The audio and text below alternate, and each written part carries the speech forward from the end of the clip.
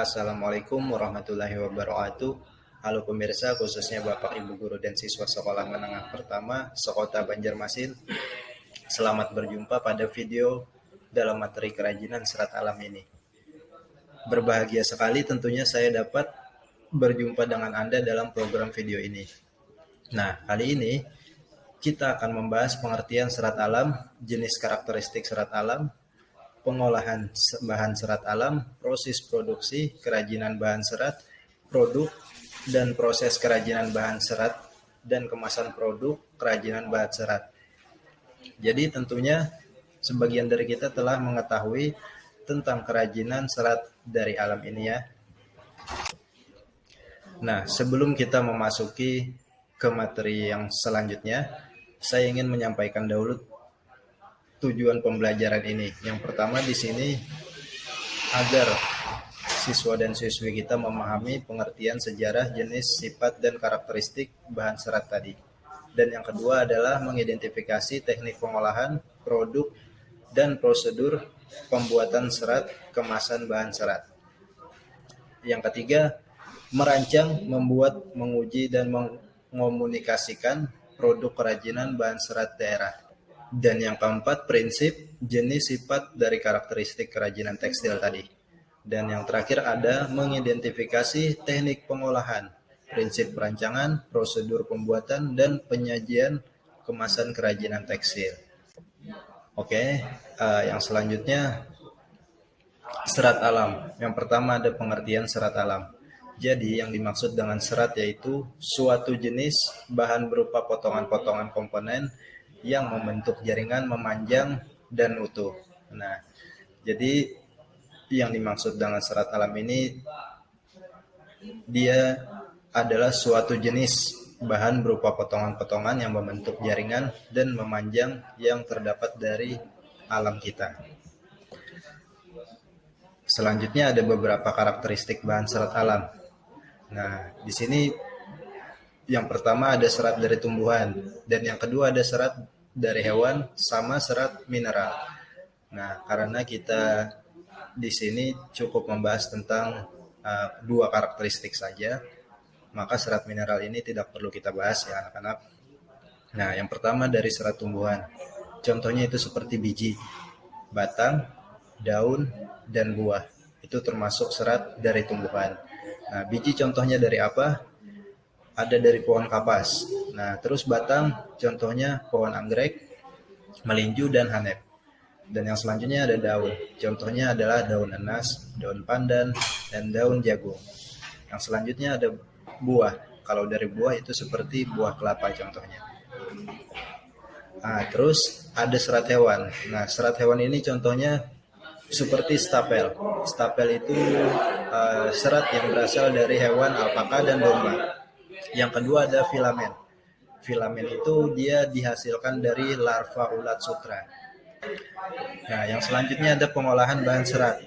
Yang perlu diperhatikan dalam pengolahan bahan serat, yang pertama kita harus memperhatikan pemintalan benang.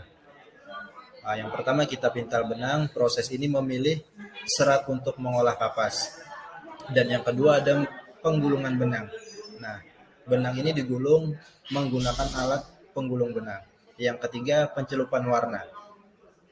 Jadi pencelupan warna ini proses agar memperoleh warna yang kuat ya. Dan yang terakhir ada penenunan benang menjadi kain. Nah, jadi proses ini adalah proses penenunannya menjadi kain tadi. Nah, ya, selanjutnya kita ada proses produksi kerajinan bahan serat tadi. Nah, yang pertama, langkah pertama untuk proses produksi ini, pertama menenun, yang kedua menjahit, dan yang ketiga mengikat.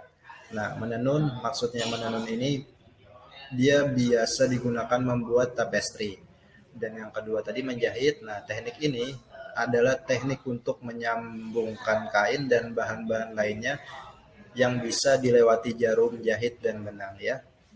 Nah, dan yang terakhir adalah mengikat.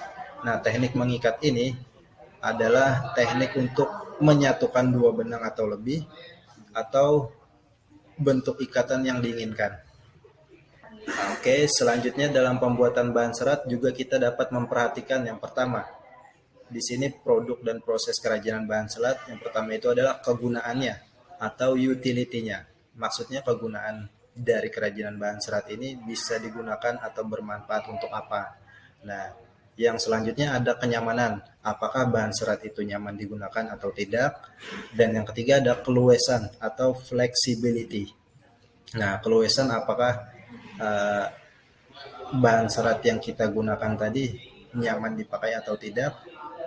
Dan yang selanjutnya ada keamanan. Nah, bahan serat ini maksudnya dipakai apakah aman bagi kita manusia maupun di orang lain tadi. Nah, atau safety tadi. Dan yang terakhir adalah unsur dari keindahan.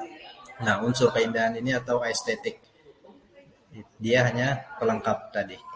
Nah, selanjutnya fungsi kemasan produk kerajinan bahan serat. Nah, kenapa bahan serat perlu kita kemas produknya menjadi sedemikian rupa? Nah, di sini karena tujuannya untuk menjual produk tadi atau menonjolkan sebuah identitas produk dengan kemasan tadi. Nah, yang kedua adalah melindungi produk. Nah, agar produk terlindungi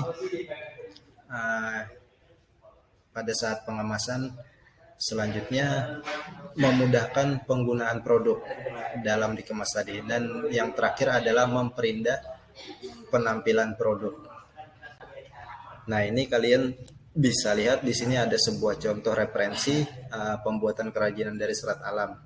Ini Bapak ambil contohnya dari kerajinan daun pisang ya. Silahkan di searching di YouTube, cari referensinya dan kembangkan imajinatif kalian.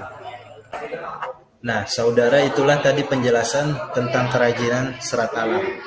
Semoga penjelasan tadi mampu menambah wawasan Anda tentang kerajinan serat alam tadi. Saudara sekalian, sampai jumpa pada video selanjutnya. Jadilah insan pembelajar dan sukses selalu guru-guru hebat. Wassalamualaikum warahmatullahi wabarakatuh.